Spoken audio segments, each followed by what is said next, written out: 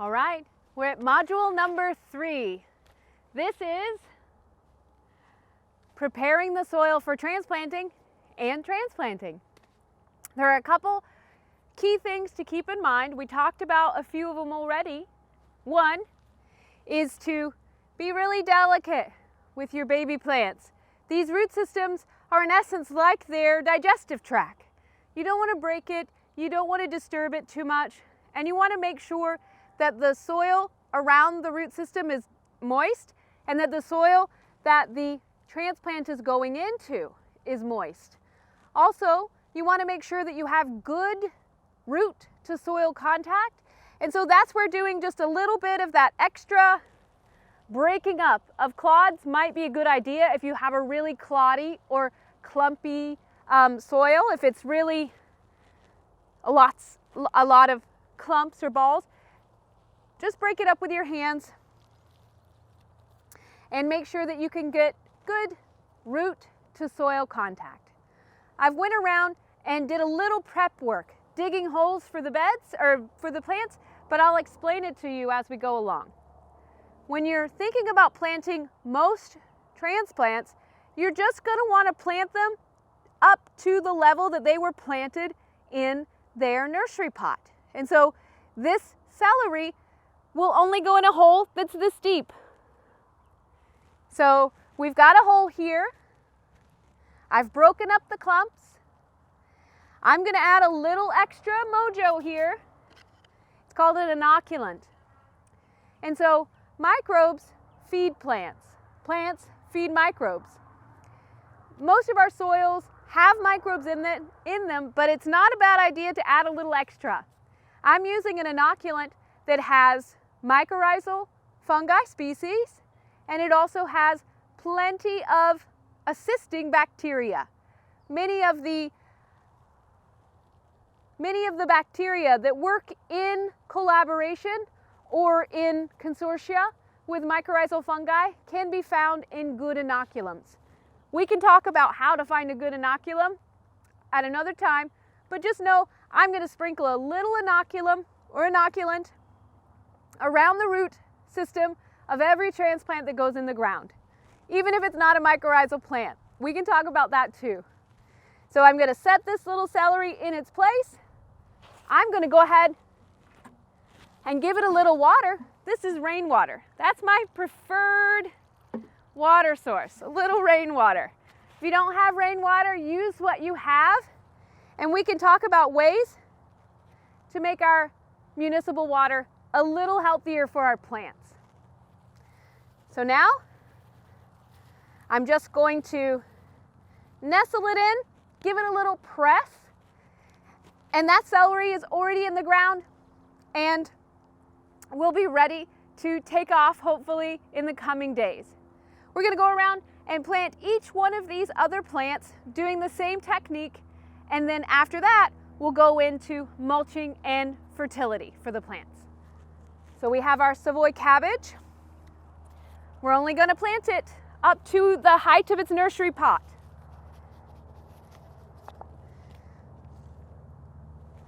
Just so you kind of see what you might need, a nice spade shovel or a trenching shovel or a transplanting shovel works very nicely for this. Something with a narrow, long blade where you can dig the holes ahead of time. Or, this is one of my very favorite tools. It's called a soil knife or a hori-hori. You can get them relatively inexpensively. We'll have them in the tool lending library, and they're great for digging transplanting holes and breaking up soil clumps. So we've got our cabbage. It's not a mycorrhizal species, but I'm going to add these inocula, these microbes. Break up the soil. Make sure I've got a nice little bed for it to go into. Nestle it in. Give it a little water in the transplanting hole.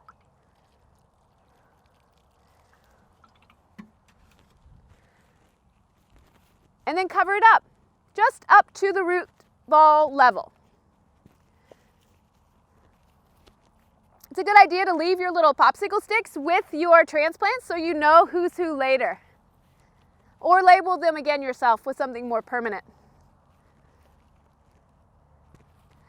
It's nice to press the plant into the ground to make sure you have good soil to root contact, but also it's nice to make sure that your soil is relatively level so that you don't have pooling of water or areas that aren't getting water because there's a barrier.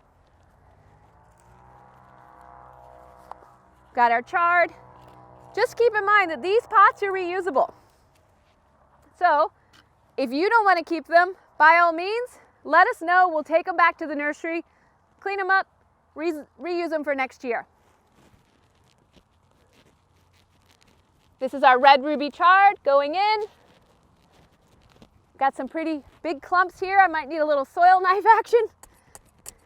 While you're taking a look at your soil structure or the clods, you can't see this, but what I'm looking at is a lot of pore space, a lot of little canals and burrows in the soil.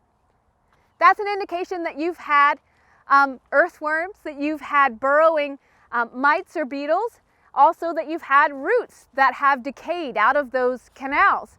It's a wonderful sign. It's absolutely necessary for gas exchange and water infiltration. Both are critical for a healthy plant.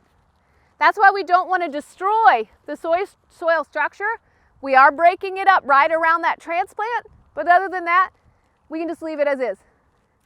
Those canals and burrows will get reused by these roots and the earthworms that are going to come and visit these plants.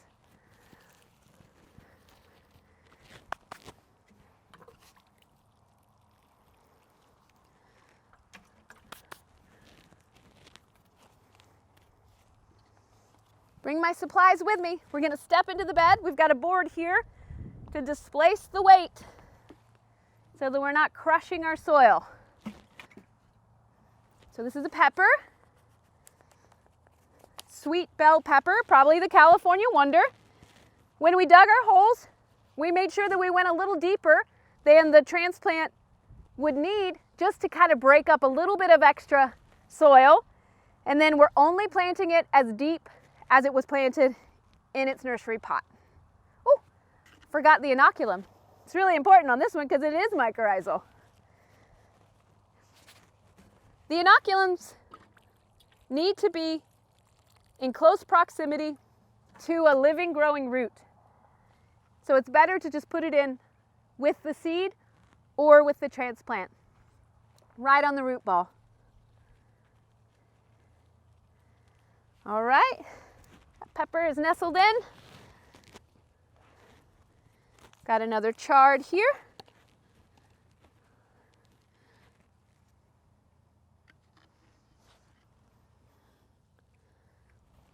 Little bok choy here.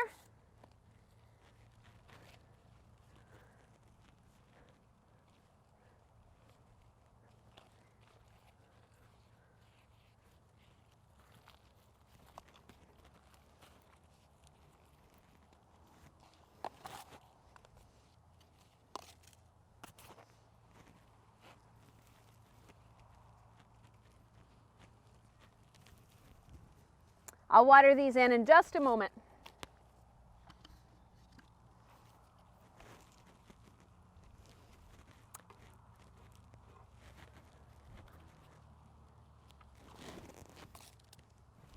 Eggplant, heat-loving vegetable.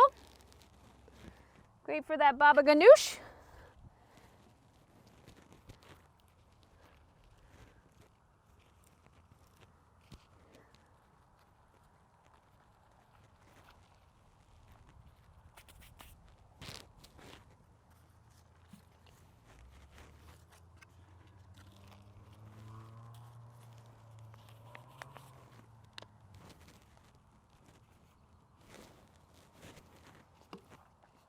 We do have compost here on site, and so we can add a little bit of compost into each one of these planting holes, or we can top dress with it right on top of the planting holes.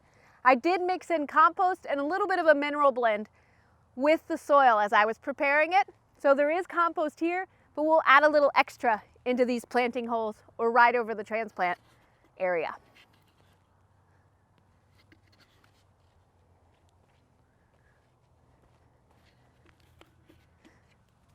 don't usually leave a board in big wide beds. I just leave it there. I'll mulch around it like it's a stepping stone or a permanent, a permanent structure in a bed. So then I always have something to step on when I go and try to reach into that bed, and I'm not tempted to step on the soil. You don't have to use a stepping stone. You can use a really simple board like that. It's just extra, a little cut off from another project. Perfect.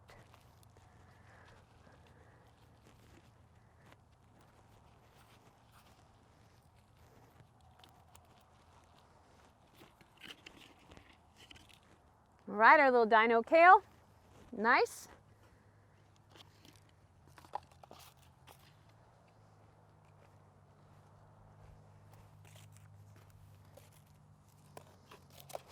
Clean as you go.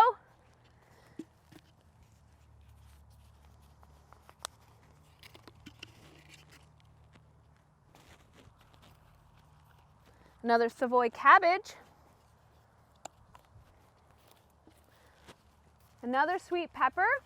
Man, I hope we get some good roasting peppers out of these. That's going to be fun.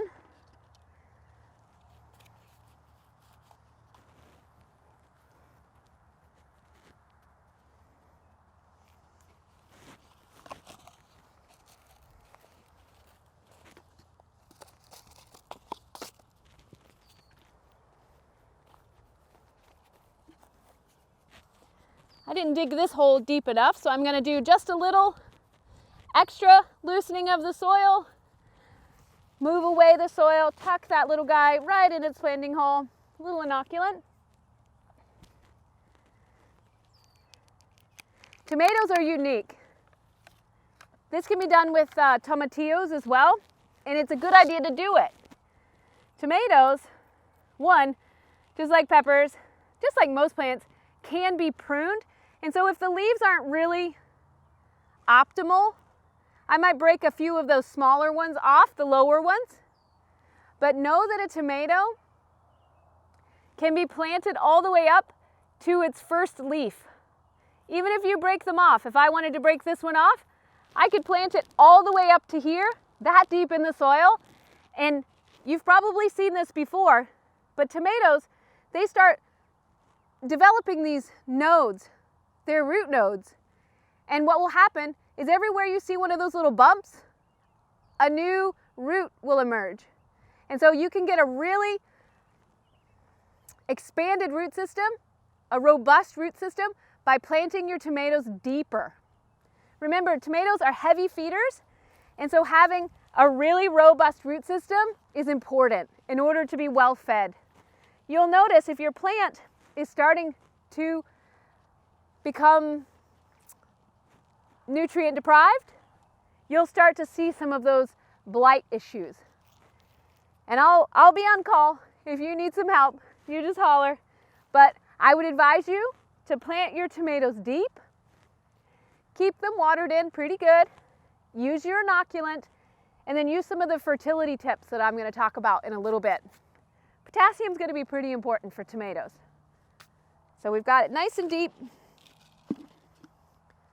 A little inoculant in there, and I'm going to water that in before I close that hole. One thing to keep in mind is that all of these baby plants don't want to have their root systems dry out. And so yes, I'm going around and doing a little bit of a speed planting, but it's evening now. It's about 60 degrees outside, and it's humid enough. We're not going to allow these root systems to dry out, and I'm not walking away from this bed until every one of these baby plants is tucked in and watered. Don't let the root systems dry out. Got a few more to tuck in their holes.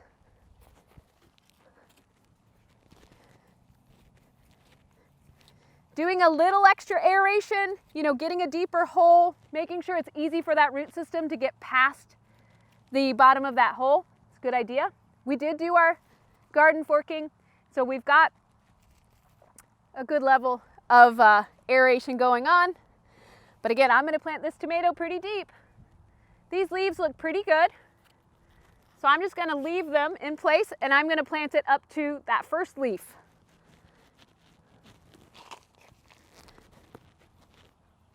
That's where that transplanting shovel comes in. All right, that's good. A little inoculant.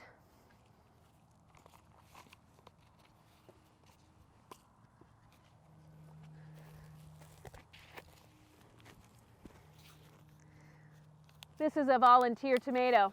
You'll notice this when you start your own seeds and start composting, that you'll have tomatoes and tomatillos and ground cherries show up in your compost pile.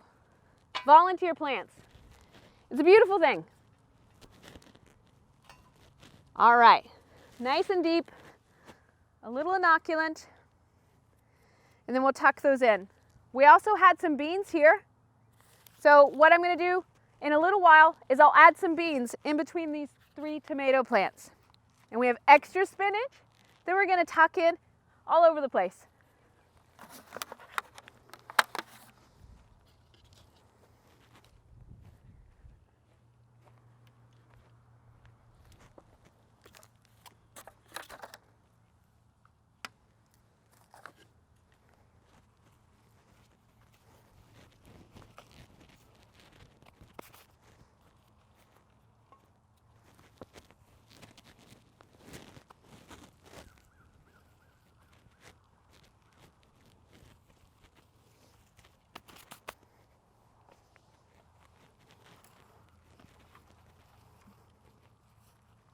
You always want to make sure that that root ball is completely covered. If you see any of the original root ball still emerging from the top of the soil, one, you didn't dig the hole deep enough, and you could extract it from that hole very gently and dig the hole a little deeper, or you might have to mound soil on top. This can give everybody a little drink right now.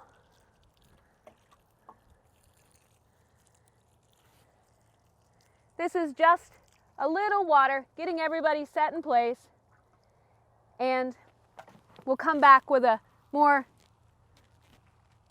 adequate watering once we've got everybody transplanted.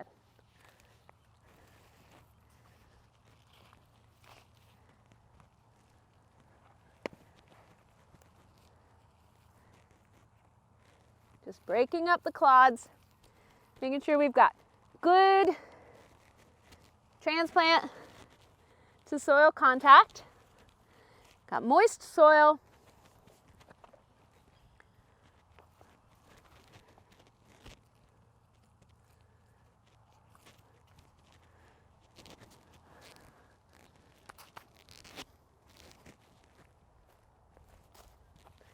Wearing gloves is a great idea when you're doing this work. You will have sticky fingers if you're not wearing gloves working with moist clayey soil.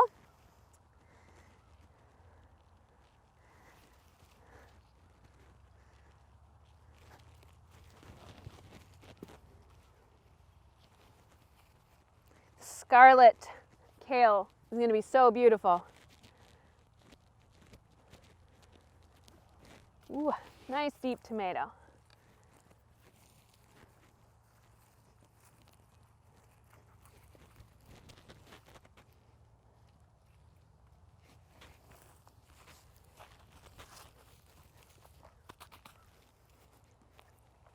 Always keep as much soil as you possibly can in the bed. Think about that when you're weeding or when you're breaking up these clods. It might be tempting to remove that extra soil that's around the root system of the weed, or just to throw this clod over here somewhere because you don't want to deal with it. But this is what keeps, this is our investments. These are our legacies. This is what keeps everything going. Soil takes so long to create. And it is, you know, in Iowa, we have black gold. It's amazing soil. Sometimes it's hard to work with. Sometimes it's hard as concrete. Sometimes it's really mucky and kind of soupy because we have a lot of silt. But honestly, it's some of the best topsoil on the planet. Respect it. Fall in love with it. Learn how to deal with it in its different states, and it'll get easier to deal with over time. As you're doing your regenerative soil practices, you'll notice that your soil becomes less cloddy, a lot easier to manage and work, and your plants will respond to it as well. You'll have healthier plants.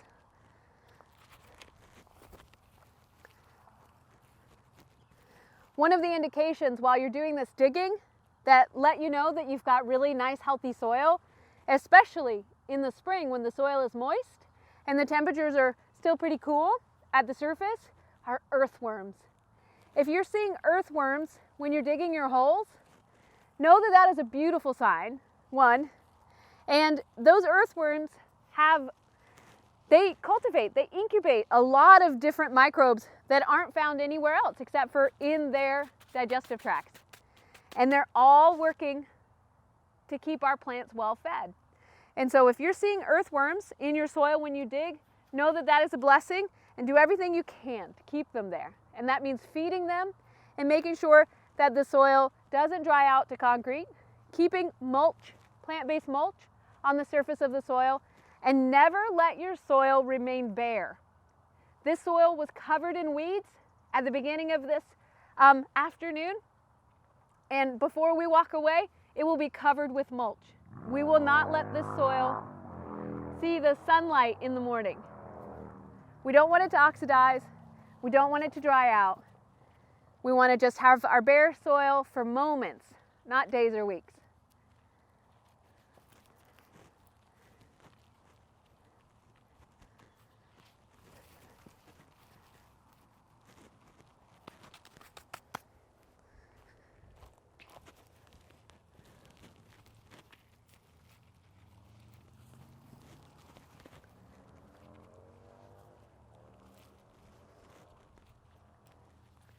All right, so we've got everybody in the ground.